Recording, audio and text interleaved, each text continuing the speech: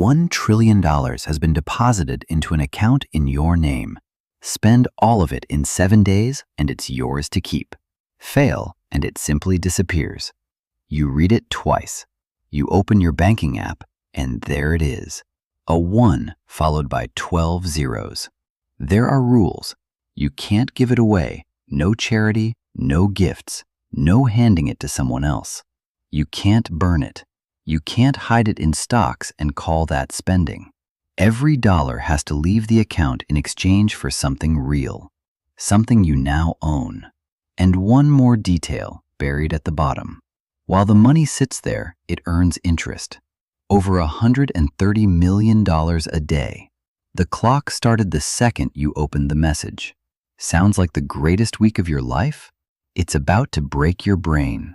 Before you buy a single thing, you do the arithmetic. And the arithmetic is cruel. To spend $1 trillion in 7 days, you have to get rid of $142 billion a day, $6 billion an hour, $99 million a minute, $1.65 million every single second, without sleeping. You have to spend more each second than most people earn in a lifetime. So you'd better start now. Day 1. Real estate. You do what anyone would do. You buy a home. Then you buy the most expensive homes on earth. A $300 million ranch in Aspen. A waterfront compound in Palm Beach. A Malibu estate that belonged to a late-night legend. A penthouse suite in Dubai. An Italian mansion on Lake Como. You notice something strange. The phone only rings once now. People who used to leave you on hold answer before you finish dialing. That's the first thing $1 trillion changes. Not what you buy, but how the world picks up. By evening, the agents start running out. There are only so many $100 million houses on the planet. You buy 51 of them across 9 countries. Some you will never see. Some you've already forgotten. End of day 1. Spent $10 billion. Remaining $990 billion. You are 1% of the way there. Day 2. Luxury items and the numbness. You now go after the rarest objects humans make, and you discover there aren't many. A Bugatti La Voiture Noire, 18 million, one in existence. You buy it. Every Rolls-Royce boat tail, every Koenigsegg on a dealer's floor. The Salvator Mundi, the most expensive painting ever sold, 450 million. You barely feel it. You buy 3 years of Patek Philippe's entire output, enough watches to fill a museum you'll never visit. You buy the most expensive champagne in the world, Goût de Diamant, crafted by Champagne Chapuis in Auger, France. The bottle features a handcrafted 18-karat white gold label adorned with a 19-karat flawless white diamond in a Superman-style emblem. You buy every bottle you can find, and somewhere around the 30th purchase, something shifts. The first signature felt enormous. This one feels like clicking confirm on a grocery order. The numbness took about 6 hours. That should frighten you. It doesn't. You just keep signing. End of day 2. Spent today, $8 billion. Total, $18 billion. Remaining, $982 billion. Day 3. Aviation and maritime. You stop buying things you can hold and start buying things that hold you. Gulfstream jets at $65 million each. A converted Boeing 787 fitted out as a flying palace, $200 million. By mid-morning, you own more private jets than the 3 biggest charter companies combined. Next up, helicopters. You buy 51 ACH-160 exclusives at $14 million each, one for every property you own. Then the yachts, the real ones. Over 80 meters, helipads, submarines, crews of 70. You buy 43 of them. You buy from tech billionaires and Russian oligarchs. Your assistant mentions quietly that you now employ around 3,000 crew. You've become an industry. You'll deal with that later. You never deal with it. End of day 3. Spent today, 18 billion. Total, 36 billion. Remaining, 964 billion. Day 4. Arts and gold. 2 categories, one for beauty, one for permanence. You buy gold, not paper, bars. $20 billion of it, roughly 250 tons. Around 7% of everything mined on Earth in a year. And as your order fills through the afternoon, the price of gold rises 4%. You didn't just buy gold, you moved the whole global market price. Every person on the planet who already owned some just got richer because you went shopping. You'll see this again. You turn your attention back to art and decide to buy in bulk, not single pieces but collections. The Qatar royal family's art collection and the British royal family crown jewels. End of day 4. Spent today, 25 billion. Total, 61 billion. Remaining, 939 billion. Now let's talk about what a trillion actually is. Stop, because that remaining number isn't sinking in, and it needs to. 1,000,000 seconds is about 11 days. 1,000,000,000 seconds is nearly 32 years. 1,000,000,000,000 seconds? Almost 32,000 years. That's the distance between a millionaire and a trillionaire. No human being alive actually holds this. The richest people on Earth are measured in hundreds of billions.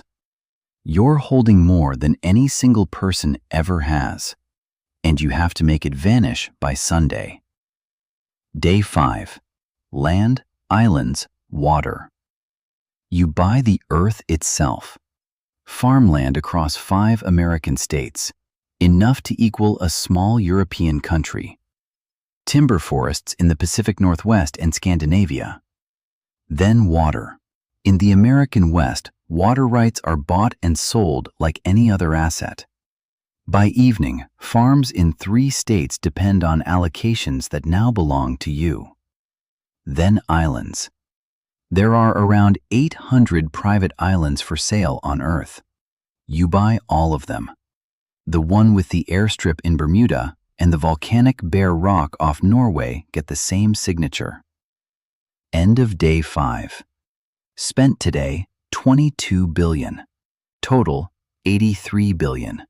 Remaining, 917 billion. Day 6. The supply runs out. And here's where it stops being fun, because the world starts running out of things to sell you. You try to commission 100 brand new super yachts. You'll pay in full today.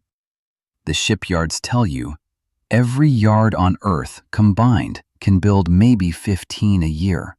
Not because of money, because of people. Master craftsmen, naval architects, welders who spend years on a single hull. You cannot buy skill that doesn't exist yet. The bottleneck was never the cash. So you turn to Bitcoin. You start buying. 1 billion. 2. By 5 billion, the price has jumped over 20% because you are now the market. Every dollar buys less than the last. The financial news runs a story about mysterious activity moving the market. You are the mysterious activity. End of day 6. Spent today, 30 billion. Total, 113 billion. Remaining, 887 billion. Day 7. The walls. Sunday. $887 billion left, and you start testing the doors that are still shut. Military hardware. You try to buy fighter jets. The answer comes back instantly, and it isn't a price. It's the law. Private individuals can't, not for any number. Space. A private orbital flight costs a couple of $100 million, but launch requires 6 months of training. Physics and biology don't negotiate with a bank balance. A sports franchise, a public company.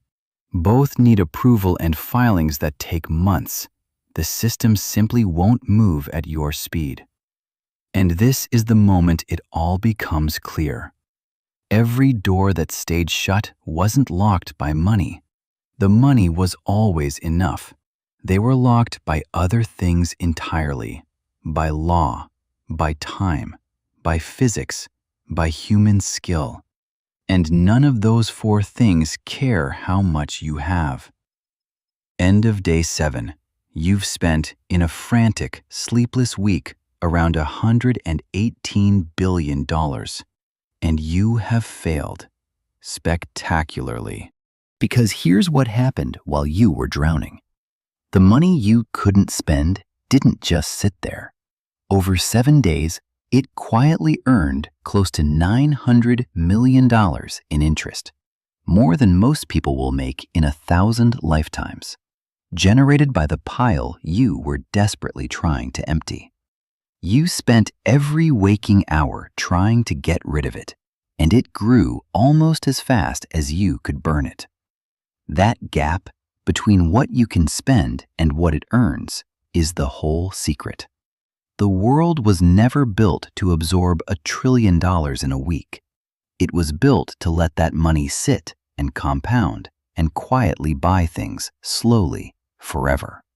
And that is the thing almost nobody understands about real money. At this scale, money stops being something you spend. It becomes something you own with. The truly rich don't blow their fortunes. They can't. You just proved it's impossible. They hold it. In companies, in land, in shares, in things that don't shrink when you buy a yacht, they grow. A millionaire buys nice things. A billionaire buys the businesses that sell them. And a trillionaire wouldn't buy anything at all. They'd simply own and let everyone else keep paying rent. The shopping spree was never the point. The spree is the fantasy they let you have, while the real money quietly buys the ground under your feet. And believe it or not, this isn't just a thought experiment. Some people really do get close to this kind of money, both officially and unofficially. Officially, the richest people alive are climbing toward the $1 trillion mark for the first time in history. Unofficially, hidden in trusts, shell companies, and fortunes that never show up on any list, some may already be past it. We just don't get to see the number. So could you spend $1 trillion in a week? No, nobody could. Not you, not the richest person alive. The world runs out of things to sell long before the money runs out. But that was never really the question. The real one is quieter and worse. Because while you were dreaming of the mansions and the jets, the spending, the people who actually hold this kind of money aren't spending it at all. They're using it to own the company you work for, the home you rent, the app you're watching this on, the shelf you bought your dinner from. $1 trillion doesn't buy you a better life. It buys everyone else's. The mansion was the distraction. The ownership was the point. And the money that couldn't be spent just kept on earning while you slept. That's the quiet truth of real money. It was never about what you could spend. It was about what you could keep and who has to keep paying you for it.